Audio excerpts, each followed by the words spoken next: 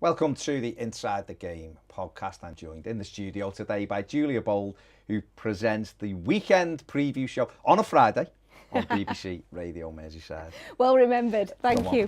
Got to get that right. She gave me a stare and it was a bit scary, I'll be honest.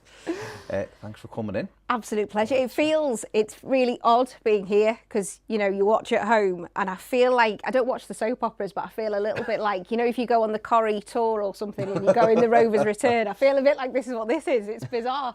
Weird to see you. Yeah, looks different. That's Coronation Street. If you've ever done that, so there you go. Come on then, how did you get into your journalism? As a child, were you sporty? Were you into your sports? Or? I wasn't necessarily I did a lot of dancing, all that kind of stuff, Okay. so I was sporty in that way. Yeah. But I loved radio, was obsessed with radio as a kid. Used to make my own radio station called Radio 600, which Brilliant. I got from, because I used to think, well, Radio 1's pretty good, Radio 2's pretty good. And I knew at the time I wasn't very good. So I thought if I go down the numbers, if I go to 600, around about 600, that's probably my level. So I did Radio 600 and yeah, with my high-speed dubbing and all that kind of stuff, you know, and your ghetto blaster. No one will have a clue if they're young now what on earth that is, you know, with your tapes and stuff. And yeah, so I used to just be obsessed with radio, like listening to radio. And I loved people talking about sport. I didn't know at the time, but the psychology of sport. I liked hearing sports people talk about themselves away from the usual settings. And I used to practice, which is really sad, you know, when it was CFAX. Yeah. You used to practice reading the sport out loud off CFAX and you had to time it perfectly because the page would turn and you'd miss the bottom of the story. So I used to, that's probably where I started thinking, I'd like to do this. And then at school, I remember the careers advisor saying, what do you want to do? And I said, I like to do sport on the radio. And they just looked at me and said, do you want to be a teacher? And I was like, no, I don't want to be a teacher. So I went to uni and I did English with business and management studies. So nothing to do with what I'm doing now. Because again, nobody really knew what to do with me. Yeah. You know, and a girl, I think especially, was a bit unusual at the time. You know, it's more than 20 years ago. And then I sat there one day and I thought, right, and I wrote to every radio station in the Northwest that I could think of. And I introduced myself and I said, can I come in for a week and spend a week with you? And I heard from none at all, apart from one, which was Rock FM in Preston. Okay. So I was working in a bar at night as a student and I was travelling there in the day and yeah, went in for a week initially. I just worked my backside off for a week for free. And they said, I tell you what, no one's in next week doing work experience. Do you want to stay? And I was like, yeah, fair enough. And then it got to the Wednesday and they said, do you want to go on air? And I thought, oh my goodness, this took a turn. And so, yeah, read a few bulletins on air on the radio. And I was thinking, I was terrified, but I thought I really like this. Yeah, and they covered sort of Preston and all that kind of stuff. So it was really nice to be able to do that. And yeah, I was there 6 months on work experience. I never left. It was the weirdest thing. And then they offered me a few freelance shifts. And then through that, your name gets about. So there was Tower FM. None of these stations exist anymore, but Tower FM in Bolton got in touch because they knew somebody and said, oh, we've got some work coming up. So yeah, went there and that meant I could do a bit of stuff where they covered Bolton and Bury. Bolton were in the Premier League at the time. Wow. And yeah, so it was kind of... Bury were a thing. And Bury still existed. Yeah, so that was good. Yeah, and I was there about a year. And at the time, they used to send jobs down. We had like an IRN list. Right. Again, none of this exists anymore. No. IRN doesn't exist. And one for Radio City came up, and that's where I'd always thought I'd love to work at Radio City. Was that the dream? That was the dream, yeah. And I actually didn't initially get the job. I was second for the job, and the lad who got the job over me got offered another job, and he went somewhere else. So they rang me up and said, do you want to come back? And I was like, yes, I do. And that's how, yeah, I ended up round here really. And yeah, just an amazing experience at Radio City. I think I was there 5-6 years. Loved it. Yeah, loved it. Loved every minute of it. I'm just loving the fact you were reading CFAX pages. That's like stuck with me. I mean, it's embarrassing. Teletext that again.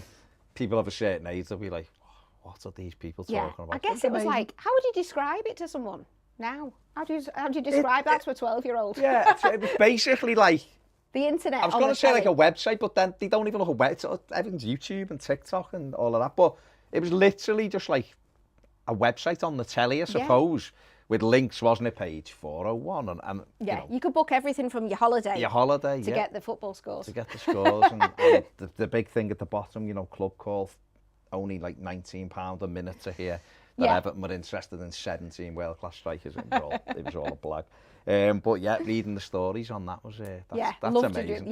That's good. I mean, that shows that insight that, you know, you've identified, oh, I actually like this, and then practicing.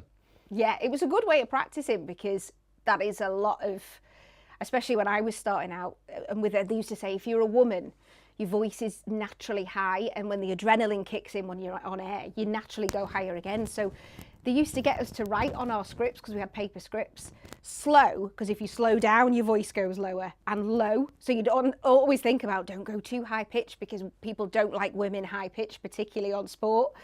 So and all these things have stuck with me. And even now, I'll think, you're speaking too fast, slow down.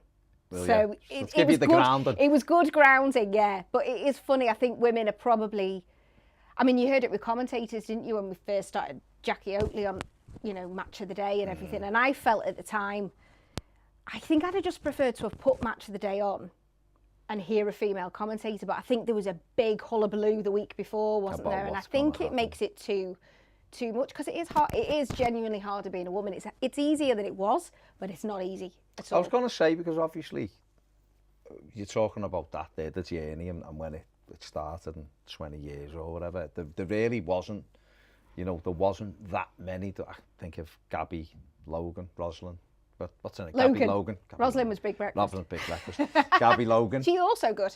Yeah, it was good, yeah, but not the Gabby I'm thinking of. Gabby Logan, and obviously Claire Bolden's been, you know, huge constant, I guess, and has been on quite a while. But even it's that novelty thing, I think, would be the way they put it at first. It's oh look, we've got a woman in the studio, and there is I guess from like this, I haven't got a clue how it feels like to be a woman doing it. So from this side of it, I think there is a mentality, and you see ridiculous things on social media and all that, but people are in a very male-dominated thing. Yeah. It's like, well, hang on, how you can't talk about this because this is a male sport. So what was it like, the other side of the fence coming into that? Yeah. Do you know, someone once said that to me. They said, you can't interview male footballers because you've never played men's football. And I thought, well, clearly I've never played men's football. It's quite obvious I've not played men's football, but that doesn't mean I can't ask good questions.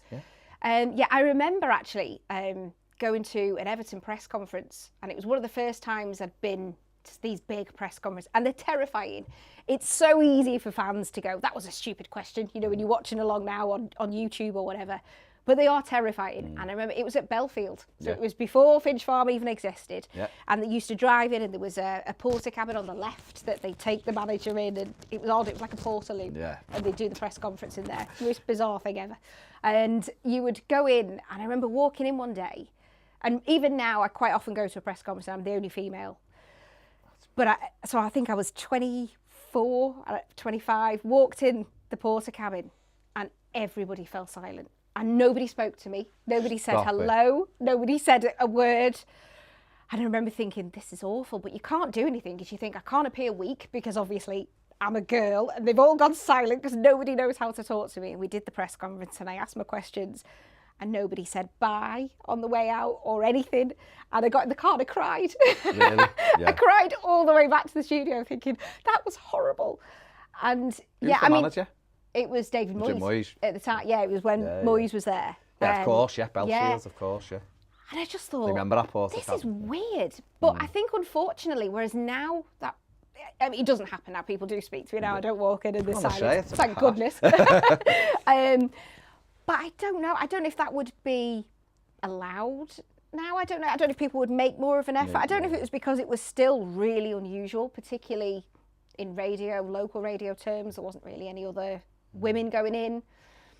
Yeah, but I just always remember that. I remember it just, everybody looking at me. I'll be honest, we've been into some of them, and some people don't speak in general. I think it's odd anyway. But I think really, that for you, especially as like a young woman, that must have been, it's intimidating. I imagine it's because it isn't the fair, you know, me and Ped have been to different press conferences and what have you. And it can be, like the Carlo Ancelotti one, but that was like, everybody seemed to be there, the press from all over the world. So that one was quite intimidating going into there. We weren't even asking questions, but the just scary being places can be there. But I guess for for a young woman going into that environment as well, and yeah, it must have been horrible. And I've had that a few times. I did a lot of Tranmere games. I covered Tranmere quite a bit because I couldn't get into doing sort of the bigger clubs. And you know what? I loved it. I did it for 3 seasons, home and away. Loved it. But again, very different experiences depending on where you went. Sort of, I mean, Tranmere were always brilliant with me, so I can't fault them. And even now when I deal with them, they're amazing. I remember going on an away trip. I was going to say the club. I won't say the club. Okay. But I went on an away trip, and the person that was in charge of sorting all the press out was an older fella, and clearly didn't understand that a girl had come to cover the game. It completely blew his mind. Yeah. And you know, I said, "Oh, which one's my ISDN point so I could set my kit up?" And so another guy, a younger fella, had said, "Oh, you're there." So as you do, you set all your kit up, and I thought, right, it'd been quite a long journey in the car, and I thought I'll go and get a cup of tea. Yeah. So I went to where you buy a cup of tea, and the lady said, "Oh, you're actually media, aren't you?" And I said, yeah, I'm here to cover the game. And she went, "Oh, you don't have to pay for your cup of tea. There's an urn over there, help yourself." Yeah. So fair enough. Went and got my cup of tea and I was going over my notes. And the older press fella came over, and he was just awful. And he said, "Oh, typical woman getting a cup of tea for free." And then said to me, "And why have you set up there? Wrong place, just assuming you can go wherever you want to go." Honestly, I just wanted to cry. Wow. Wow. And I said, "Oh, your colleague told me." "Oh, my colleague. I doubt my colleague told you. This is just women, isn't it? Thinking they can come in and set up where they want." And again, I just thought, I just want the ground to swallow me up. Everybody was looking. But for every negative, there's a lot of positive stories. And I have to say, as time goes on, people are great, and a lot of people have looked after me. And I don't think it's easy as a woman coming in. And I speak to a lot of, the local girls that are out there now, and we kind of have WhatsApp groups, which is nice. So you can say, "Oh, it was horrible." And, and it's lovely that we've kind of got that, because I don't feel I had that when I started out. I didn't really have anybody I could say, support, "This is horrible. Yeah, Why is no one talking to me?" And but I've never had an issue. I'm trying to think. I've never had an issue with managers or players. I was going to say, has there ever been anything with it?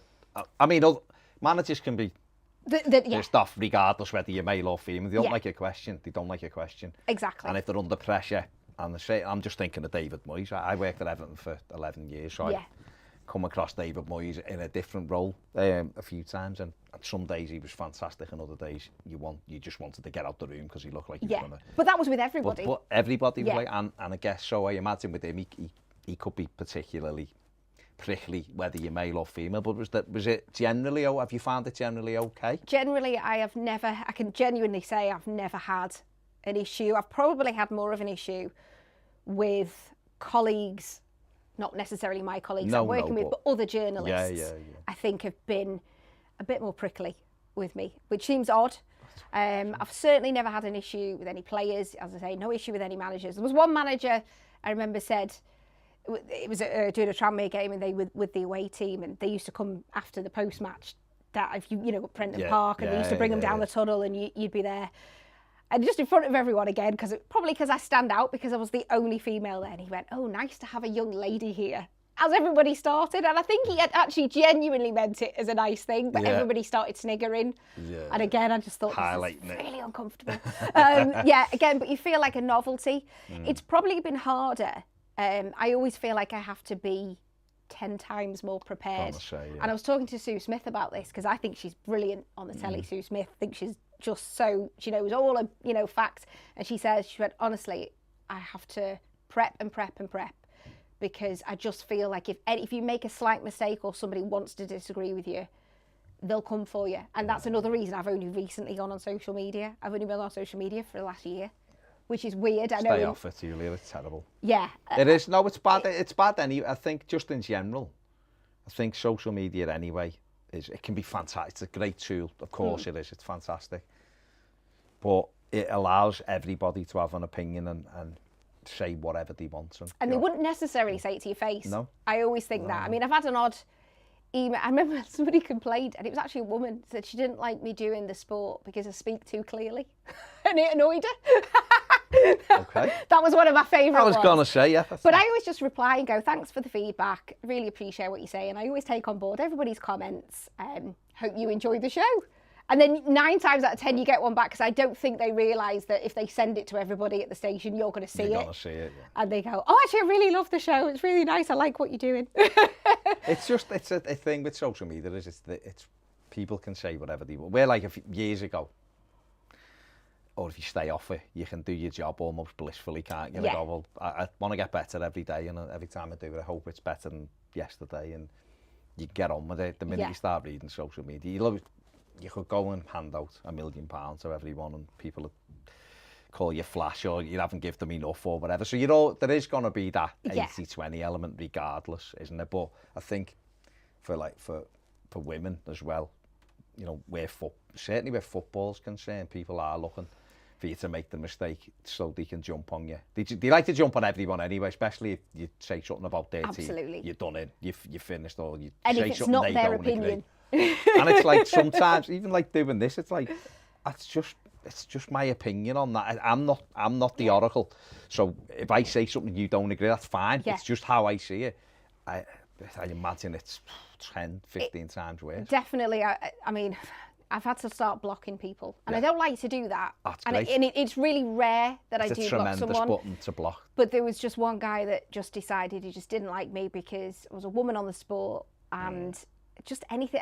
And I'm very aware, because I remember having this a while ago. Another journalist said, as a woman, you can't have a laugh when you're doing the sport. You can't sort of joke with a player or a manager because you come across dim as a woman. And that's always stuck with me. So for quite a while, I played it really straight because down the middle, I was in a panic thinking, I don't want to come across stupid. And even now I'm thinking, have I just laughed too much on this interview? Are people going to think I'm a bit dizzy or something? And this guy currently has decided to message quite a lot saying he hopes I lose my job and hopes my show gets cancelled because I sit there laughing too much, and it's serious and I shouldn't be laughing. And I think, do you know what it is?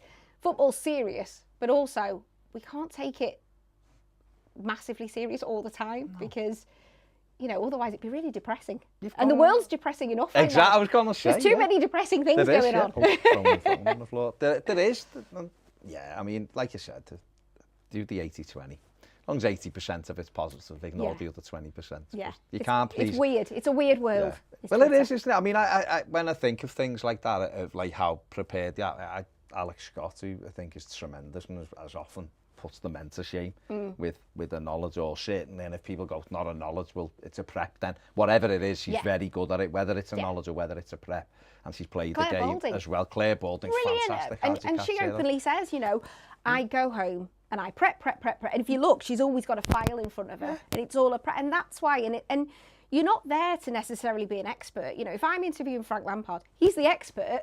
I'm not going to tell him what he should be doing, but I'm there to bridge the gap. And I think a good interview is when actually nobody notices if I was there, because I've got really good answers through what I've done. Yeah. And really, I should go completely unnoticed.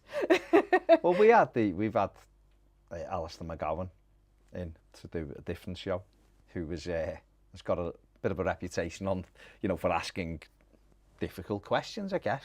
Some people don't like it. I've had issues sometimes with what he asked. It's like, but I asked him, I said, I haven't loved your questions all the time. And he was like, well, explaining that sometimes, he might be fourth, and therefore the easy questions have already been asked. Or he's got he's trying to build something into a different story, so he wants that. But sometimes he asks, the manager might have answered Sky, say, with an open goal question, is Dominic Calvert-Lewin injured? Yeah, he's injured. Right, okay. What about... And then it's gone. And then Alistair McGowan's gone back and gone, no, you said he was injured. Yeah, what injury is it? And then the manager opens up and gives 3 or 4. And that's what you're... if you ask the right question, you get an interesting answer. Yeah, that's all that matters, really, isn't it? Those press conferences are weird. And as I said before, it's so easy when you're sat watching it going, what was that question? That was ridiculous.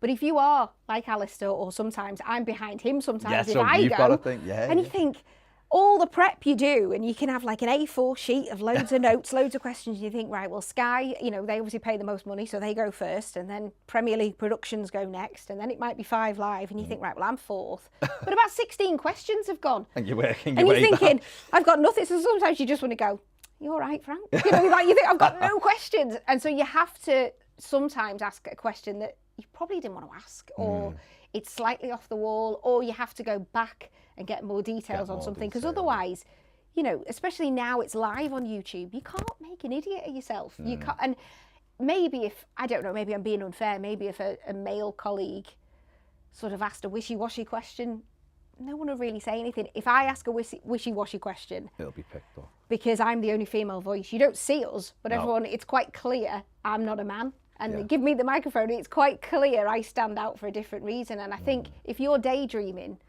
you know, watching a, you know, you might let your mind wander or whatever, and then you go, oh, that's a woman asking a question. And suddenly everyone's listening to my question, and I'm very aware of that. But yeah, I agree with Alistair. You're way down the list and you're thinking, oh, my questions have gone, what are we going to do? Yeah, they've already gone. And Sky seem to get about 400 questions. I don't know. I don't know if it's a time thing they get, or they ask about 3 questions in one. It's a 3-part question. Yeah. Yeah, it is very, very strange. Those press conferences are strange. Has it always been radio then that you've been in? You know, you're saying you went to, you know, various radio stations that aren't there anymore. Yeah. And then Radio City. So when you went to Radio City, what were you actually doing there then? I was doing sort of news and sport. I've always been, again, and I don't know if it's a woman thing, I've always been part news, part sport. I've never been fully sport, which is kind of the dream. In between City and BBC Radio Merseyside, where I'm at now, I was at Everton. Right. But like we weren't there at the same time. No. But I was one of the club journalists there, which really enjoyed. It was something I hadn't done before. It is slightly different, and I think you quickly learn if you're a journalist. You know, sometimes you can't ask those tough questions as a club journalist because you can't, because you're there for a very different reason. You're there to give access to players, but you can't go, well, was that frustrating? I found it quite difficult. Yeah. I remember doing an interview with Distan, because I was there when he was there. Yeah. And he was a really honest guy, and did a very long interview with him, and I wrote it all up, and it was like a really long read, and it was about when Portsmouth were in financial difficulties, and he was talking about that, and he was talking about, you know, I think of, you know, receptionists who lose their jobs when clubs go, you know, and get relegated and things, you know, money gets stopped or they get fined, and he was calling for tougher regulations and fit and proper person tests, which we get, you know, well, allegedly. Well, allegedly, allegedly Let's leave get it now. there, Yeah, that's a whole other programme. And I found it fascinating.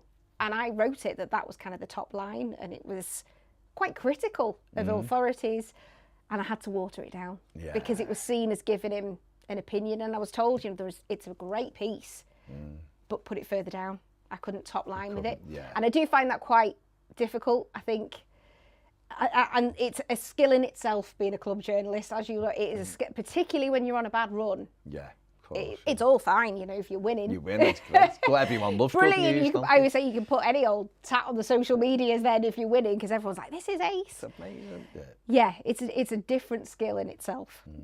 Very different. No, I was going to say. So then from there then to Merseyside, Merseyside, yeah, and again, I was quite news-based to start with. It's taken a while, and there's been a constant churn of staff, as you would get, and the editor now is brilliant. He's been instrumental in putting me on the sport, giving me a sports show, which I absolutely love, and I'm going more that way now, which is what I've always wanted to do. And I try and take my show to as many sporting things as well. So this year I've been to Live from Aintree, which getting the kit to work was just a nightmare. Held together by sticky tape and string.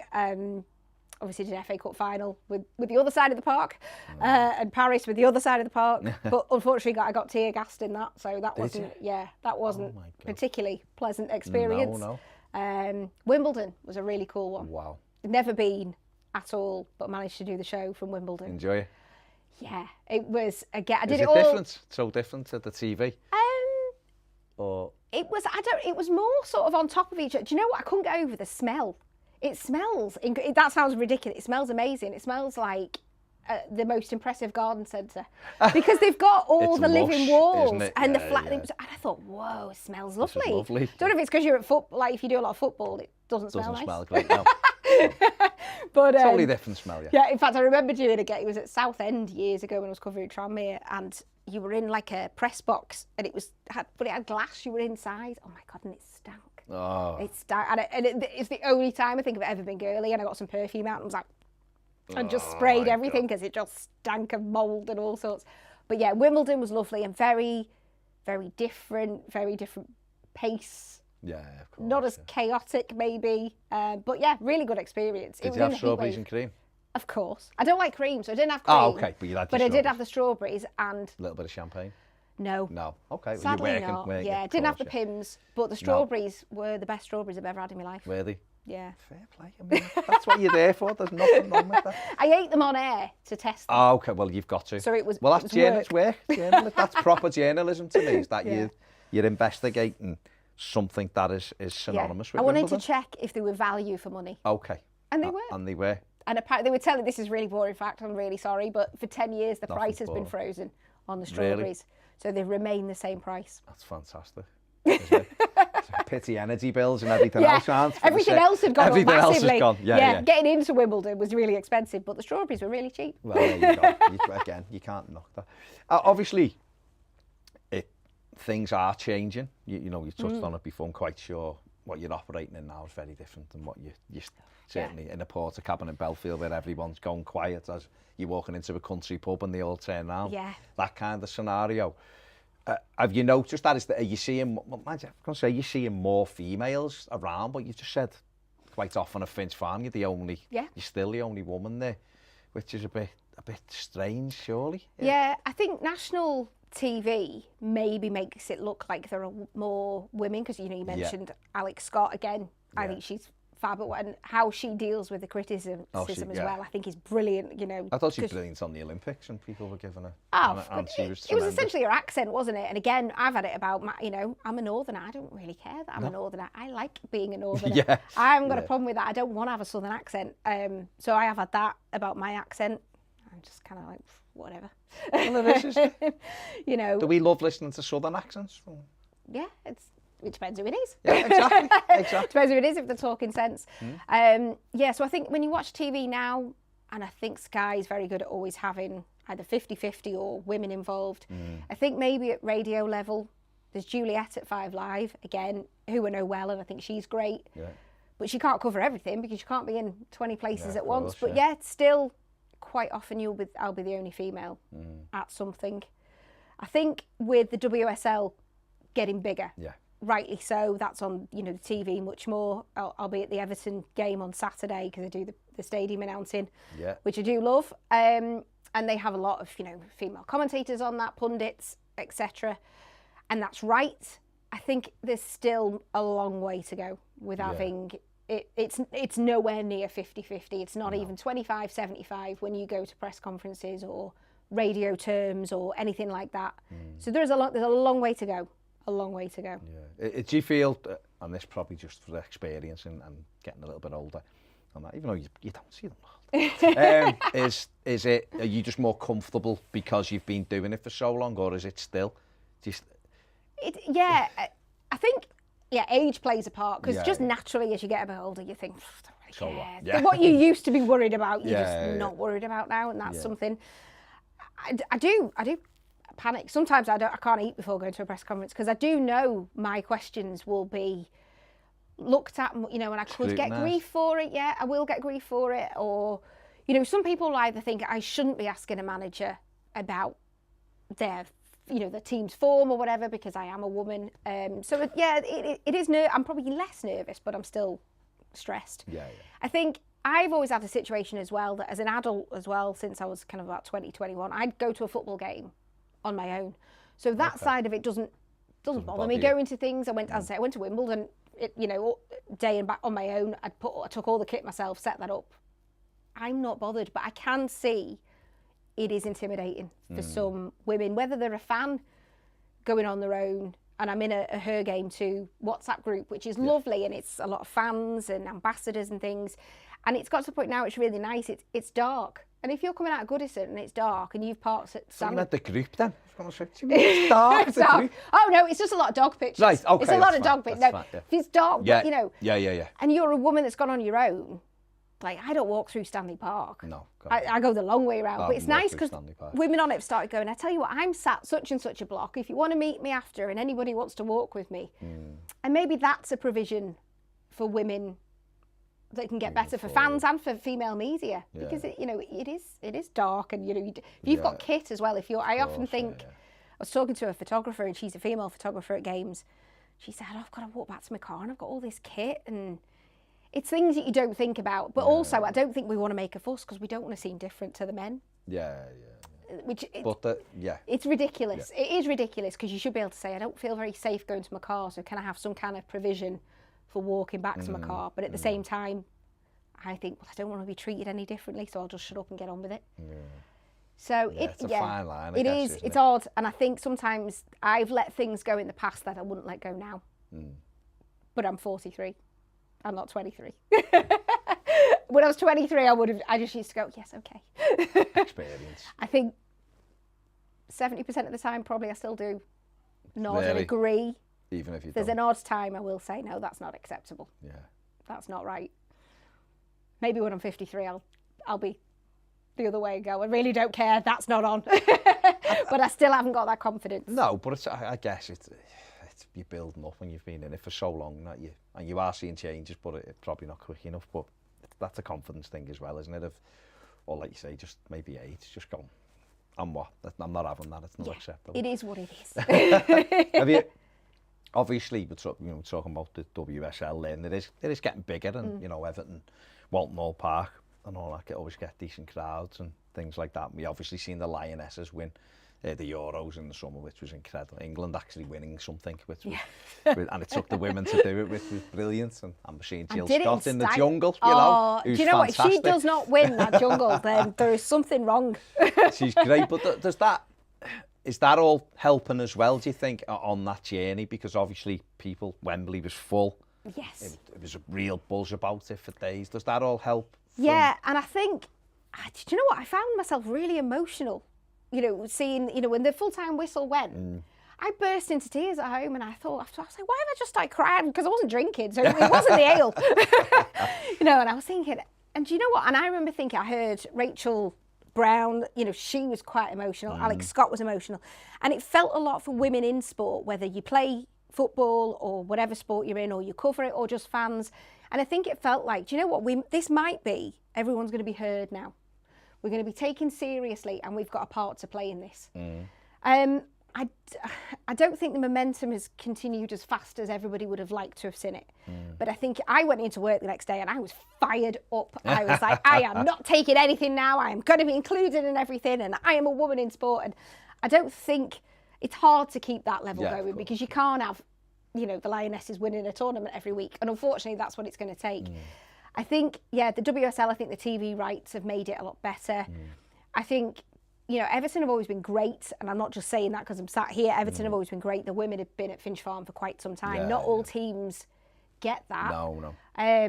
They're very much included. I think we're seeing a lot of women's teams included in just, like the kit launches and all that. It's basic things about, if you can't see it, you can't be it. It's as simple as that. You can't be involved in it. I'm seeing the numbers at Walton Hall Park going in the right direction. I don't think COVID helped. I don't think COVID impacted the women's game massively, and that's such a shame, because I think there was one game at Walton Hall Park, and then the pandemic hit. I think it was against United, and then everything ground to a halt. Hopefully, in the next 12 months, it builds even more. What I do like about women's football is there's the rivalry, but it's not kind of as, I don't know what the word is. It's not bitter. Yes, that's the word I'm looking for. Yeah. And I think everyone gets on a little bit more. And I've seen, players from other teams coming to Walton Hall Park. I've seen some of the Liverpool girls coming and watching the games, because they come and watch. And everybody seems to get on a little bit now. Whether or not as it gets bigger, that will stay, I don't know. I don't know if that's how it'll keep. But all the women's players, I know that Chelsea came to Walton Hall Park a few weeks ago, and Millie Bright, obviously, complete legend now of the game because of what she's done with England. And I was already getting in my car, and she was still signing autographs. She was taking photographs for anybody who wanted one. And I think that's what the women have to do. They know that, and they're ambassadors for the game. And, seeing Jill Scott, she just is a lovely person. What you see is a lot of them are lovely, and, they're all having to do, sort of university courses. They're all having to do that because they know when they finish, that's not the end. They can't retire. No. They're not Cristiano Ronaldo. No. They haven't got billions in the bank. This is a job and then they need another job when they finish. And they can't all be pundits because there's not enough roles. No. So, yeah, I think Gabby George is doing some sort of legal type qualification. Nico, she's doing engineering degree and she expects to go into, I think it's innovation engineering, which, I didn't know what that was. Oh, good. But they're all really intelligent. Yeah. I think that, I mean, that is right. And, you know, there'll be people who are listening who'll say, well, yeah, but players in League Two will have to do exactly the same. They can't retire and that's it because of things. So there will be that journey, but the fact is, the more it is available, the more it is on TV, the more success that you know, nations. I was into Barcelona in October and their women's team, you know, it's up there with all of Lewandowski. They get huge crowds.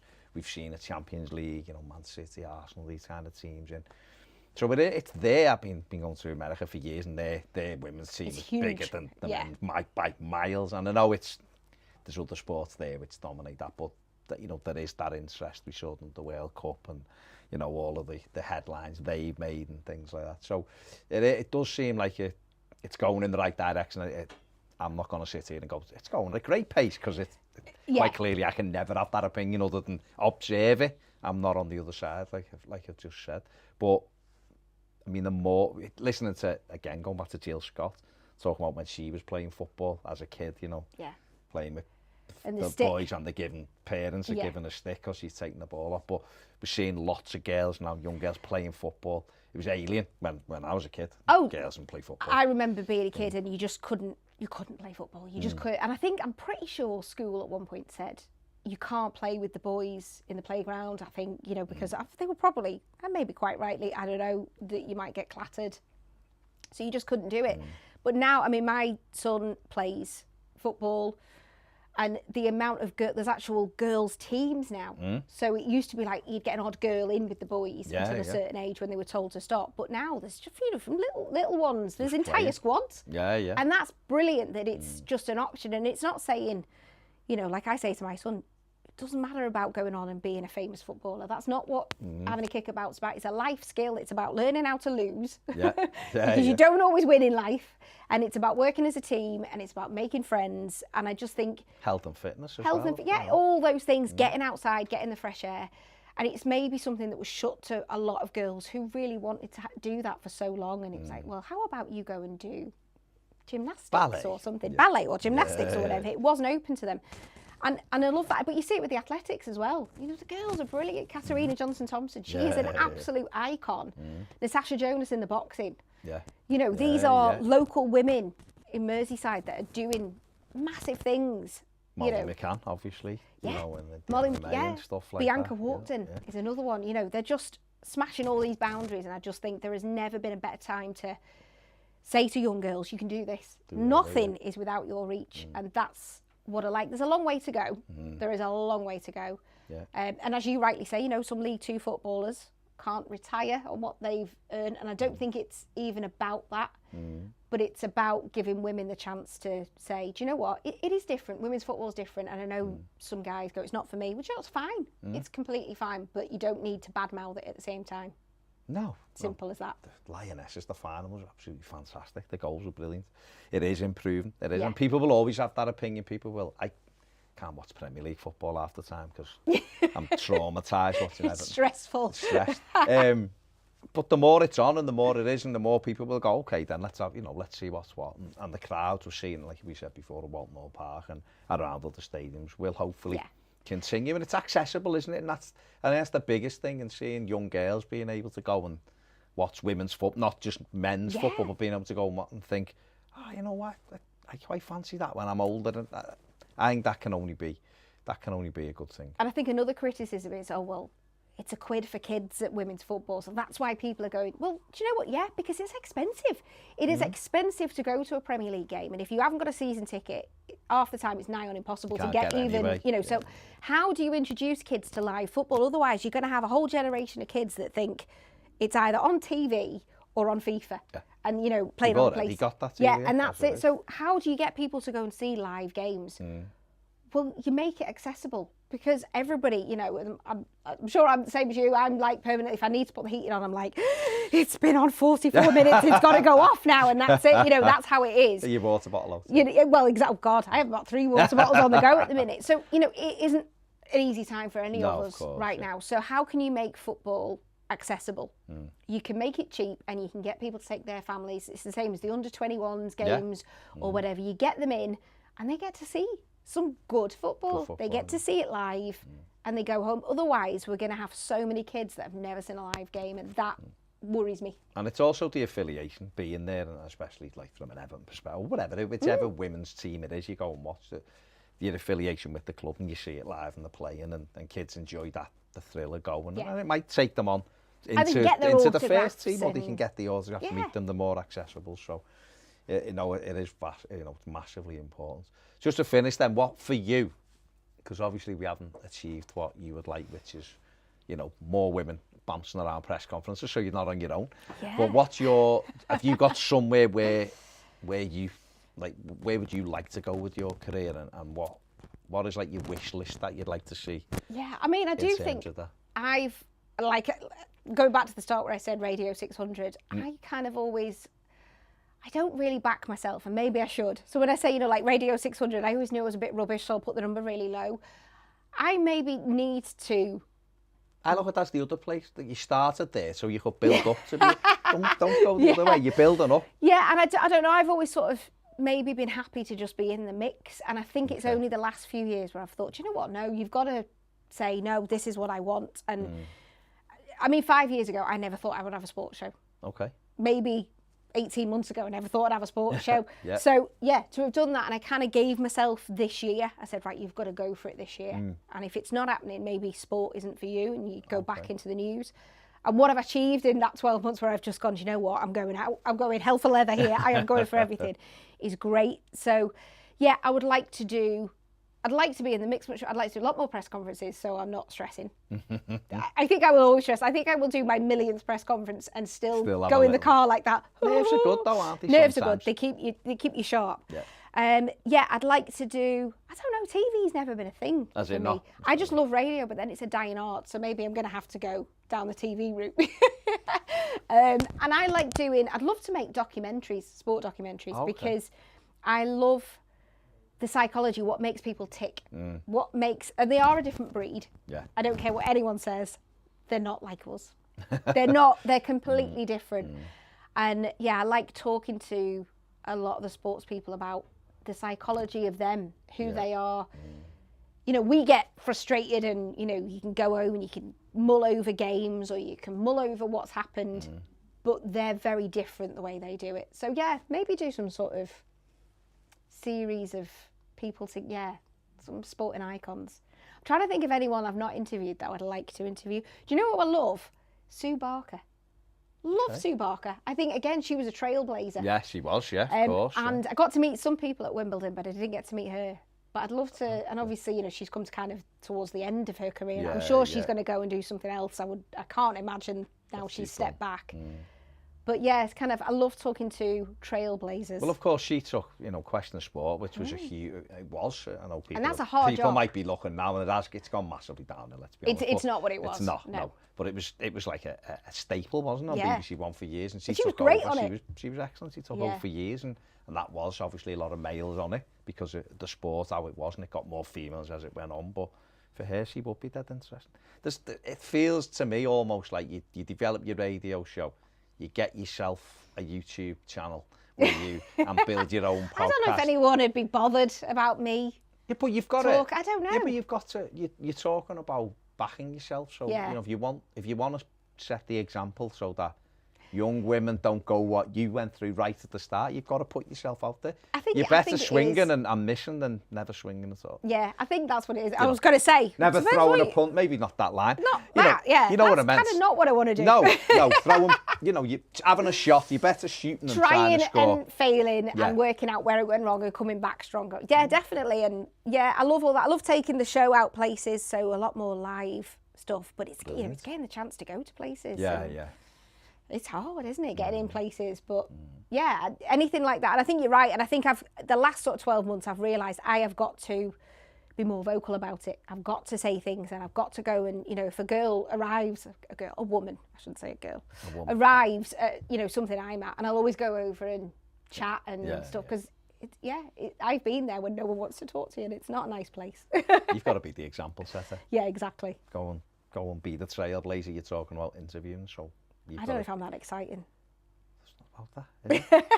I like to go home and put my slippers on. That's fine. You can wear your cape until you get home, and then you can put your slippers and get your water bottle out and watch. I'm trying to, Black Widow, you know, she's an iconic Avenger. She probably still goes home and puts her slippers on. I mean, I know, spoiler alert, when she's not with them. Her demise, obviously, she doesn't go and put her slippers on now. But she did.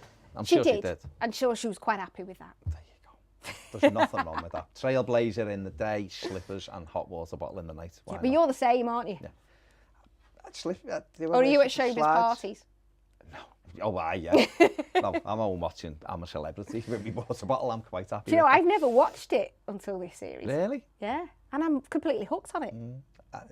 I've been hooked on it for forever. But I don't think for good reasons. I mean, this one is a hard watch because of who's in it. But, you know, it's all part of it. It's all part of that and football documentaries. I absolutely love football documentaries. Yeah, I watch a lot of them. I watch a lot of documentaries. I don't know if you've watched the Tyson and Bruno one as well. Oh, no, I've not seen it. Recommend that one. Again, for psychology behind sports people. And I introduced my lad's 14. I introduced him to the Senna documentary, the film, which is awesome. Yeah. And he went straight off and he was YouTubing Senna's best man. And I thought, that is peak parenting right there. That's me done. You've introduced them. I'm done. So, yeah, I know a lot of people say, oh, do you watch Towie or Love Island? Oh, God, no. I'm not judging anyone who does, but I couldn't think of anything worse. No. So I do tend to watch a lot of live sport. Love Formula One. I think, do you know what? Actually, I tell a lie. I know what I'd love to do in an ideal world. Go on. Do the grid interviews. You know, like when they're on the starting grid. I had Jenny Gow on the show, and I think she's awesome. And I'd love to do that because it is fly by the seat of your pants. And that always makes me think with football, you know, these fellas are about to go and drive 200 miles an hour. And 2 seconds before they get in the car, there's someone with the microphone in going, but we can't do pre-match with a player. Why not? I think it'll change. I think it'll change. I think in the next few years it'll change because in America they do a lot of things like that where they're... Well, we've said this lots of times. We know people who are involved with American clubs in the media and stuff. And they're in the changing room. They're in the changing rooms, I think 7 or 8 minutes after the game. Yeah. So the players have literally got to do what they're doing, and the doors are open, and then you go with the microphone, and they've got to answer it. And we're starting to see managers being interviewed at half time now, which we never did, and that come from America. We've had a few of them. I think they're on a rota, aren't they? They're on a thing of grabbing someone. So I think you're right. I think things will move that. Because it is like a TV show, isn't it? Yeah, 5 years' time. And I think all the Netflix series that we're seeing are changing what viewers want from... Because you see it with, again, I watch a lot of Formula One, and you see it, and Christian Horner, I know he's the pantomime villain of F1, but, you know, he's talking to his drivers 1 minute mid-race, and then he's, you know, hooking up to the commentary in his voice, and he's explaining what he's doing, and I think all that will filter into football. Football will be the last one to do it. Yeah. But I think they'll have to do it. They'll have to go. Because it's going to become so competitive, and there's so many other sports opening up, like Netflix are doing the tennis now, and, you know, I think Prime's in with a few other things that they're starting to film.